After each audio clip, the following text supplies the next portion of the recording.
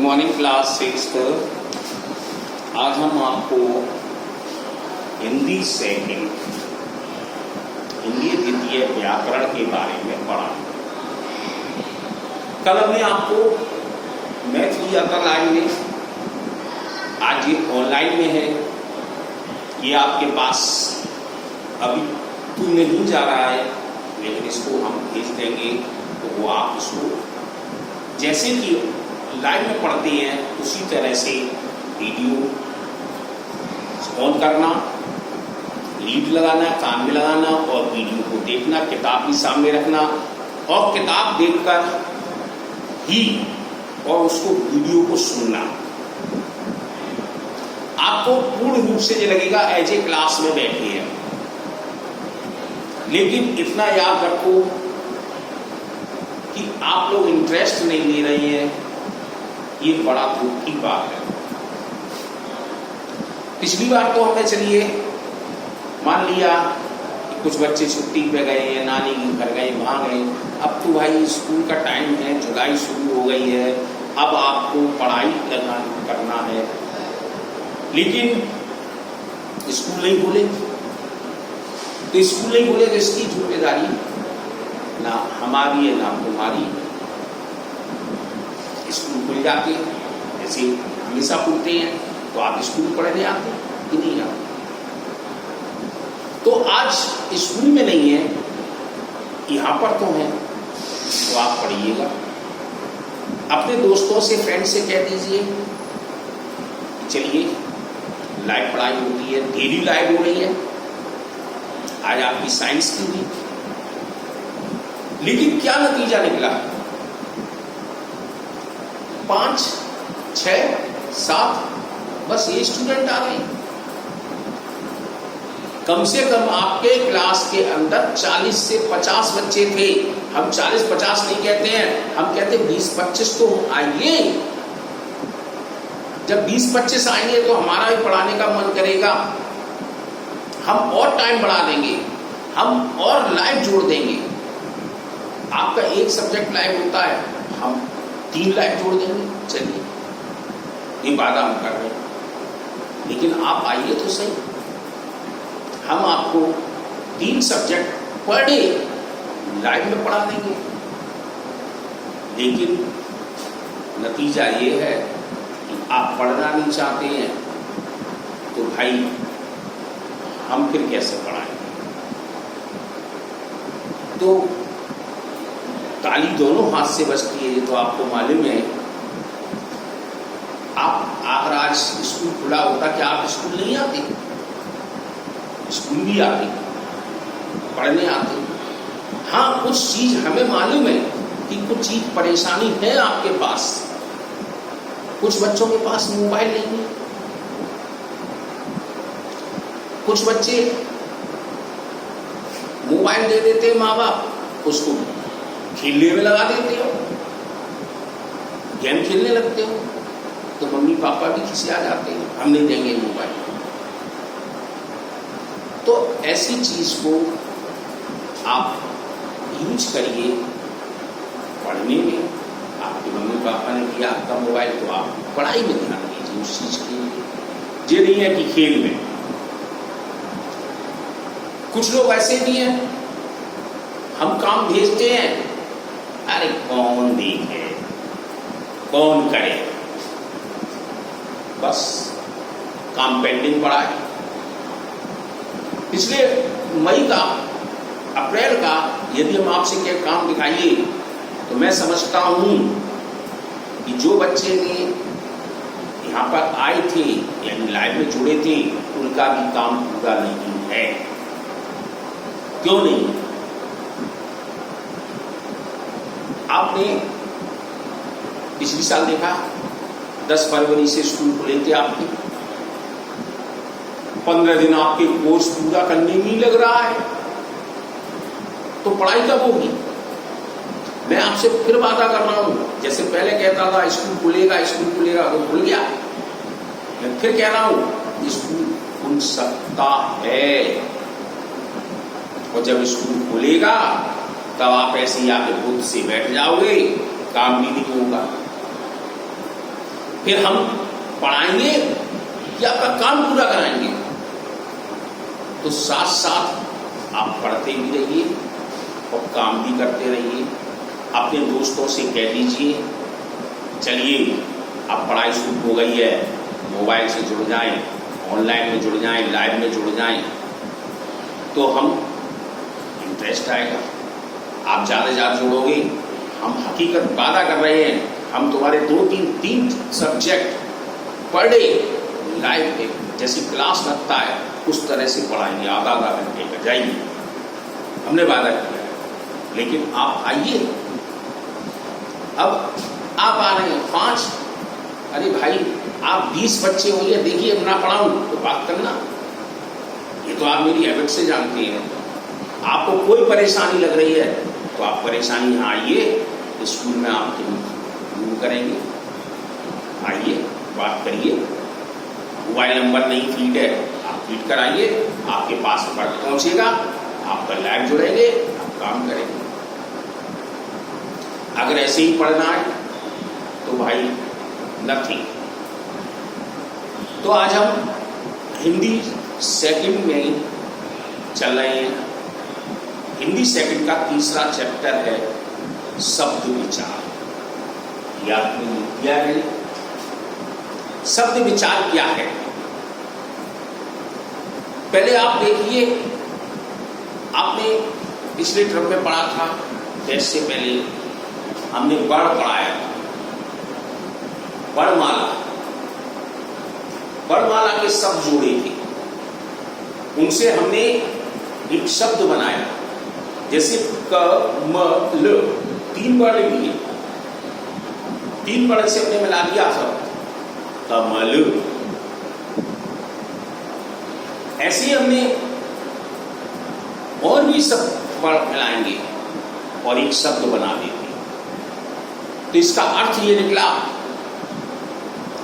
शब्दों के मेल से, चाहे वो स्वर हो चाहे वो व्यंजन हो, शब्दों के मेल से बने सार्थक समूह को हम शब्द कहते हैं। अब कि सर क्या डेफिनेशन दिया, और कुछ नहीं। अरे मैं तो एक किताब बंद करके पढ़ा। अब इसका वर्गीकरण भी 5 प्रकार से होता है, 4 प्रकार के आपका है, ऐसे 5 प्रकार का होता है। पहला भाग उत्पत्ति के आधार पर, दूसरा रचना बनावट के आधार पर। आपके रूप में है, आप देखें, ये लिखा है कि शब्द का वर्गीकरण, पहले शब्द की डेफिनेशन लिख लें। अब बुक खोल लिया। 2 या 2 से अधिक वर्णों के मेल से बनने वाले सार्थक वर्ण समूह शब्द कहलाते हैं। शब्द का वर्गीकरण 4 भेद होते हैं, 4 आधारों पे किया गया है। उत्पत्ति के आधार पर, रचना के आधार पर, अर्थ के आधार पर और प्रयोग के आधार पर। अब उत्पत्ति के आधार पर 5 भेद होते हैं। तत्सम, तद्भव, देशज, विदेशज यानी विदेशी और संकर। अब तत्सम शब्द क्या है? आपका एक नया सब्जेक्ट है संस्कृत। 5th में नहीं पढ़ते थे आप, 6th में पढ़ रहे हैं संस्कृत। तो संस्कृत शब्द तत्सम शब्द का ही। अब हम तत्सम की परिभाषा भी देखते हैं। जो शब्द संस्कृत में आए हैं और वो हिंदी भाषा में ज्यों के त्यों ही लिख दिए जाते हैं, वो तत्सम शब्द कहलाते हैं। जैसे मयूर, रात्रि, दुग्ध, कर्ण, ये क्या है? अब जैसे मयूर को मोर कहा गया, कर्ण को कान कहा गया, दुग्ध को दूध कहा गया है, रात्रि को रात कहा जाता है। तो ऐसे शब्द हमारे तत्सम शब्द कहलाते हैं। तद्भव क्या है? तद्भव शब्द भी देख लीजिए। जो शब्द संस्कृत भाषा में प्रयोग तो किए, लेकिन उसका हिंदी रूपांतरण हिंदी में लिखे गए, उनको हम तद्भव कहते हैं। आपकी डेफिनेशन किताब में हम पढ़ाएंगे, पहले आपको समझना है। देशज क्या है? जो हमारे यहाँ के देश में उत्पन्न होती है। हमारे देश में जो भाषा बोली जाती है, जो शब्द बोले जाते हैं, देशज कहलाते हैं। विदेशी क्या है? जो दूसरे देश से आए हुए शब्द है। संकर क्या है? दो शब्दों के मेल से बनता है। तो हम तत्सम शब्द पहले देखते हैं। तत्सम शब्द की क्या है परिभाषा? संस्कृत के जो शब्द अपने मूल रूप से हिंदी भाषा में प्रयोग किए जाते हैं, तत्सम कहलाते हैं। जैसे भिक्षा, भिक्षा को हम भीख कहते हैं।